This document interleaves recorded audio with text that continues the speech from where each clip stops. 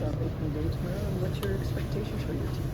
Yeah, I mean, it's an exciting time certainly for baseball, but for White Sox fans and also for myself, being that first-time general manager of Chicago White Sox, and we're reaching opening day for the first time in this position. But reflecting back on where we were in September and to where we are now, whether it be some of the additions and changes to the front office, to our coaching staff, throughout the organization, and also our roster.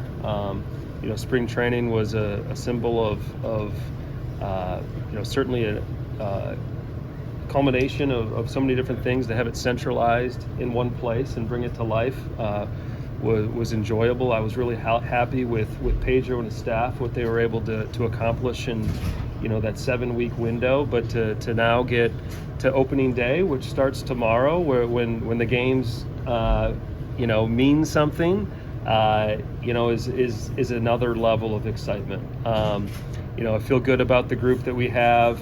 I've been really impressed with our pitching, whether it be our starters and some of our bullpen arms that have continued to develop and have really stepped up, and I look forward to seeing how that plays out.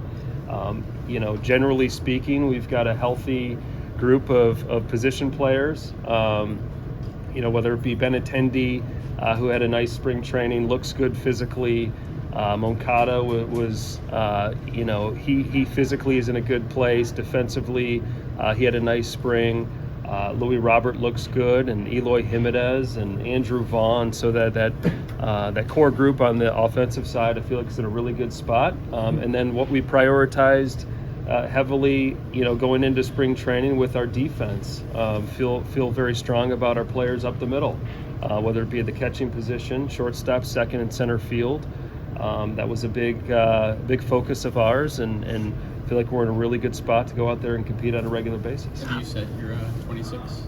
Is roster also? We have, yes. So Jordan Leisure has made the team. Jordan Leisure is on this team, and he's in that locker room.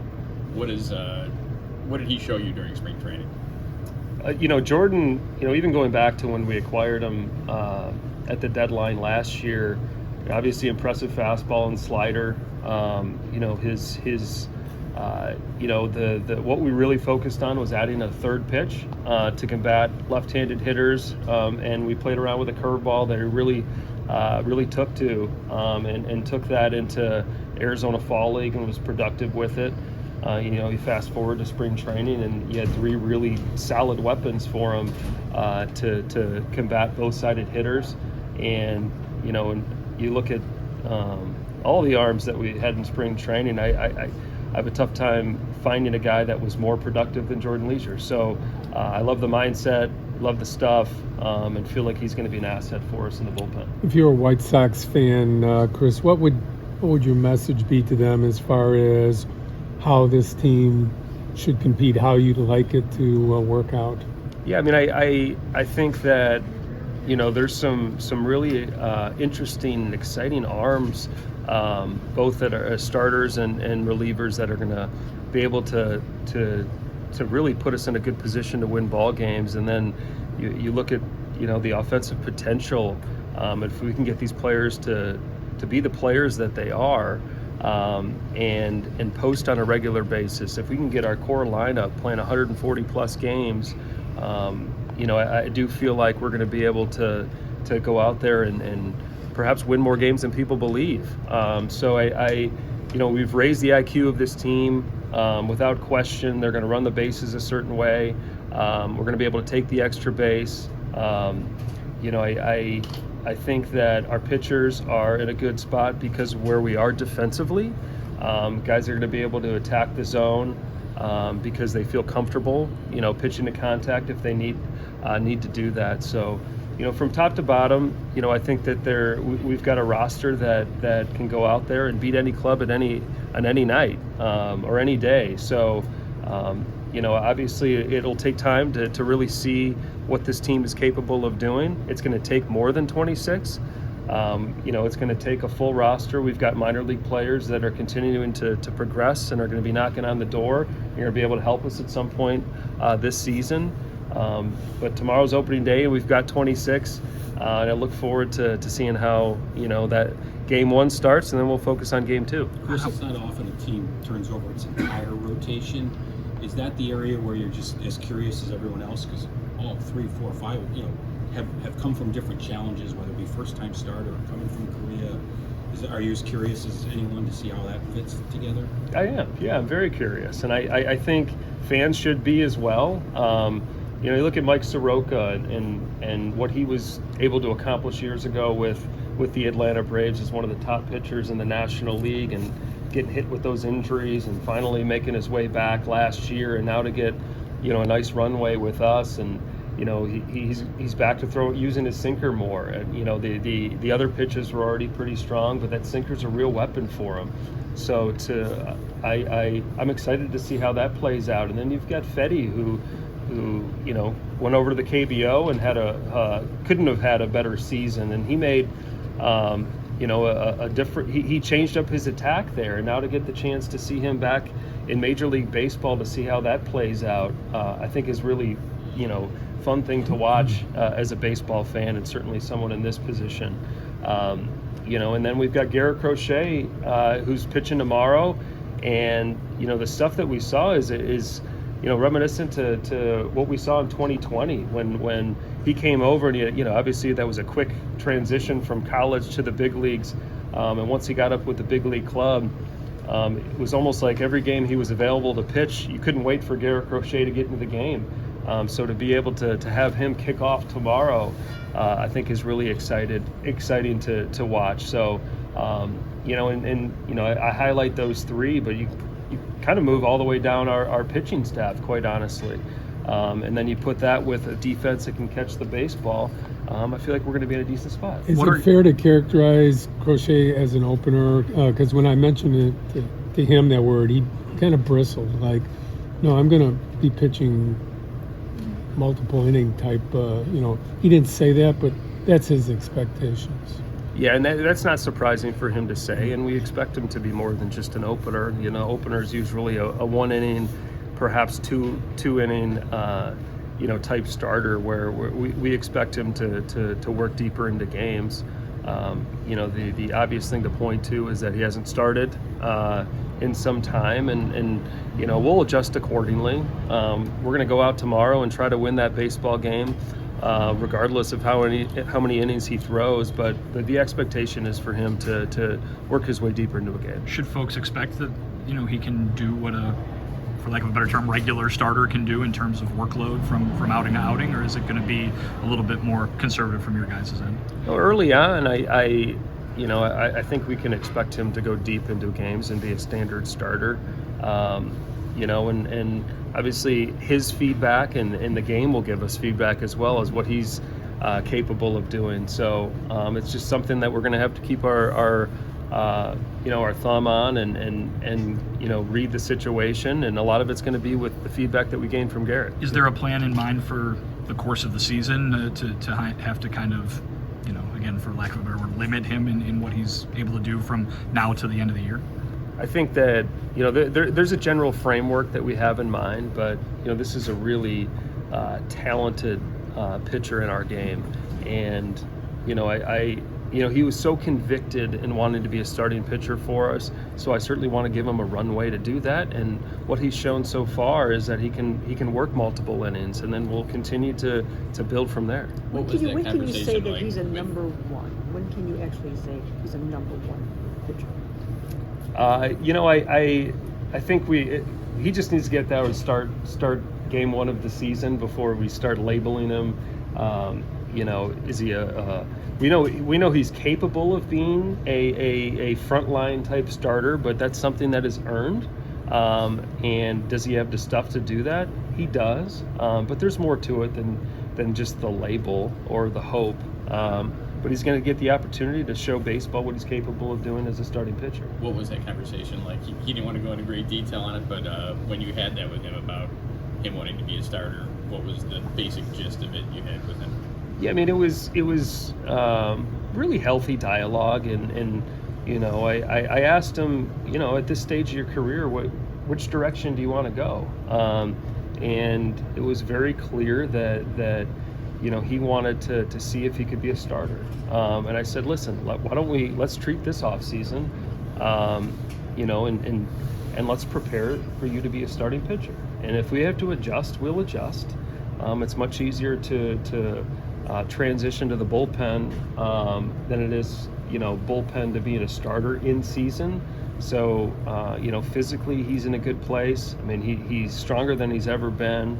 He's recovered well, and he's shown the ability to navigate games. So we'll just continue to push forward. Was that something you initiated, or he initiated, or you know, the conversation about what's next for him? We had spoken, you know, throughout the year that, hey, at the end of this season, let's connect and put a plan together. When you talked about Michael going to the bullpen, you mentioned efficiency and not wanting to, you know, tax your bullpen too heavily. What gave you the confidence during spring training that Garrett won't fall into that same kind of trap and have a negative effect on your bullpen? Yeah, I mean, I you know, I think everyone, including myself, we didn't know how this was going to play out. We've seen glimpses of him, Garrett, just being able to pound the zone and put guys away and end at bats. And you know, in spring training, you know, right out of the gate, I mean, he had some innings that were less than 15 pitches, and then we had additional innings that was very similar. So, you know, he seems to have the right mindset. Obviously, the season will be the regular season will be the best test to see what he's capable of doing. But it was very encouraging so far. Yeah, I mean, you mentioned Michael and the efficiency, and you know, for Michael, it looks like the transition he's taken to it. You know, his last several outings in spring training were lights out, and he was much more efficient. So, you know, we'll see how this all plays out. Encouraging on both guys. Efficiency is important for all of our pitchers. In the roles they're currently in, they seem to be very efficient. With Kopech, would you guys hesitate to make a declaration of what he is, just to allow him and the rest of the bullpen to evolve beginning of the year? I think early on, you know, I'd say majority of teams, they still need a little bit of time to take shape on certain roles. And and we certainly fall into that bucket. We know what Michael is capable of doing. I think he's got weapons to get anyone out. You know, when you know the phone rings. But with that being said, I think you're looking at matchups and you know, looking to leverage situations. Sometimes that's in the 9th, sometimes it's in the 7th, sometimes it's in the 8th. But I'll let Pedro and his staff, you know, figure out who they feel are the best guys to get us to the finish line each game. You don't believe in roles for bullpen guys? I think there are times that roles can be valuable. I believe that currently we're not a team that can label guys and stick them into the roles right now. Chris, given that the organization's kind of in transition, what would you say would make this season a success in your eyes? Yeah, I mean, I think that, for one, I'm proud of this group that we have, and we've made a lot of changes, you know, top to bottom with this roster. You know, we've prioritized defense. We identified pitchers to come in here that are open-minded, are willing to make adjustments, and have a lot to play for this year. So, you know, it's really about getting the most out of the group that we have here. That's what I'm challenging our staff. That's what I'm challenging our front office with. And, you know, I want to be able to get a really solid read on the group that we have here on the field to know what we need for the future. But in the meantime, we've got a group that can go out there and compete. You know, once again, you look at some of the starters and the bullpen arms, and the core of our offensive group. You know, there's some guys that can do some things. But they need to go out there and do it on a regular basis, and we adjust from there. How about yourself? I mean, you mentioned it in your opening statement. You're a little bit, I don't know if the word is nervous about starting the year as the main guy. You've already had, you know, taken over the role, but now it's on you and your staff. Is there an excitement about that? Is there an apprehensiveness? How do you feel about that going in? No, I'm excited. I this goes back to how I felt, early in the off season. I really feel comfortable in the role that I'm in.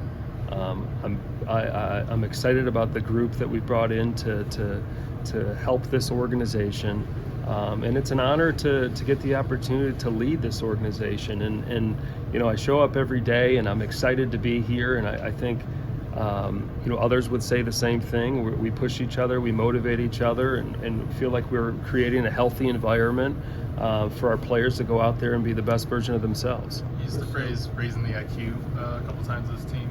How do you expect fans, I guess, to see that show up? And when maybe the start of the offseason, when you're saying you like some players on this team, but you didn't like this team overall, was that kind of what you had in mind of raising the IQ? Well, we're talking about, a team. There's obviously a level of chemistry that's needed, and that needs to be in some. Oftentimes it has to be an organic path to accomplish, a positive chemistry within a group. But it's very obvious to me that these players enjoy being around each other. So that is something that was a focal point for us as a front office. In terms of raising the IQ, it's players that play a cleaner style of baseball, that can show up and give you 9+ innings of focused baseball, understand certain situations, be able to execute, and standing in the right position defensively and throwing the right pitches at the right time, throwing the baseball to the right base. So I do feel like we've got a group that understands that, grasps that, and is going to be able to go out there and execute that on a regular basis. So I think it's a group that enjoys playing with each other, and they are very capable of going out there and competing on a regular basis with any team that we're faced with that night. Given the attributes of that group that you just listed there, what do you expect from Pedro? Do you expect him to be a different kind of manager this year than fans saw a year ago? I'm tasking Pedro with just getting the most out of the group that we have. I know that he's much more comfortable in the role that he's in year 2. I was very happy, with how spring training was run. I think he is someone that is starting to get really. He feels like he's got the staff around him that can go out there and do the job on a regular basis, and he's going to have to lean on his staff. I'm here to support him. It takes a lot of people to go out there and put together a successful 162 games, and feel like we're in a good position to do that. Is Stancy's issue the same thing you dealt with a year ago, and what's the expectation as far as how long he'll be out? Yeah, I mean, he's had hip issues in the past. We don't think it's going to be too significant in regards to the time being missed, but we felt like, considering we didn't get a consistent runway in preparation for the season, to put him on the IL and build him out appropriately so we can avoid any hiccups for the remainder of the year. Well, wins and losses dictate to you and your front office success or failure, or does it transcend that with a new starting group from, basically scratch in a lot of ways? Wins and losses are a big part of an evaluation. I mean, there's no denying that. But once again, it's about figuring out players that can be a part of something that we hope to be special at some point. So, when you reflect back on each game and why did we win this game or did we lose this game, you've got to take that information and apply that in the evaluation. Would I say that it dictates whether it's a successful season or not? It's a big piece of it. It's not everything. It takes a lot more to being a successful organization than just wins and losses. At the major league level, we need to make sure we're sound in all different areas, just so we can be in a good position to make adjustments along the way. But really, it starts tomorrow with game 1, and hopefully we get a W. I know you probably explained it in Arizona, but what was kind of the process with Pilar kind of leaving and coming back, kind of the motivation behind it? handling it that way? Yeah, with Kevin, he's a 20B free agent, and there was a group of players on minor league deals that had a window in spring training to, for one, they were looking for clarity on whether they're going to be on the opening day roster, if we had plans for that. And when it came to Kevin at that particular time, we were not ready to commit to putting him on the opening day roster. I encouraged him to see what else is out there, and he did that. And in a couple days later, with the understanding that perhaps there would still be a desire to have him here after that window closed, and that happened to be the case. We reconnected after a couple days, and was very happy to be able to work something out and be part of our opening day roster. What would you say Jerry's expectations are? We'd ask him, but he doesn't really like to communicate with us all that often. But in your conversations, what do you think his expectations are of this team?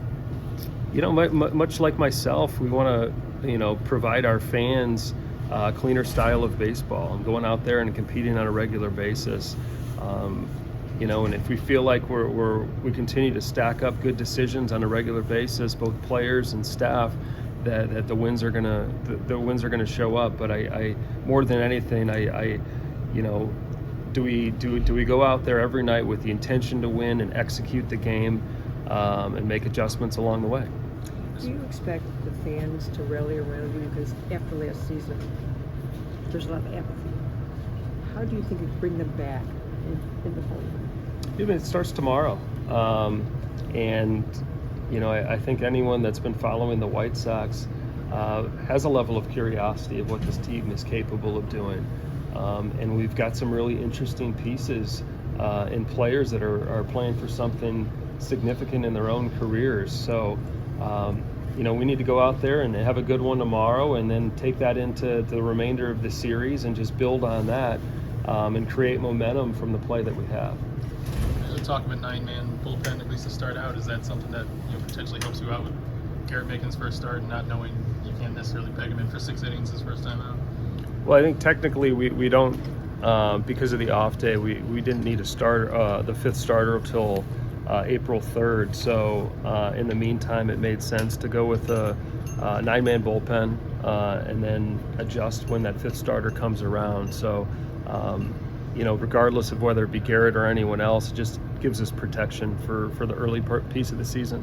Are there timelines for guys like Knebel or Barlow who are kind of behind in spring training or dealing with shoulder rehab a bit? They're doing well, but to have an exact timeline on a return to play is not something that I'm comfortable stating at this time. We all silly like the mayor.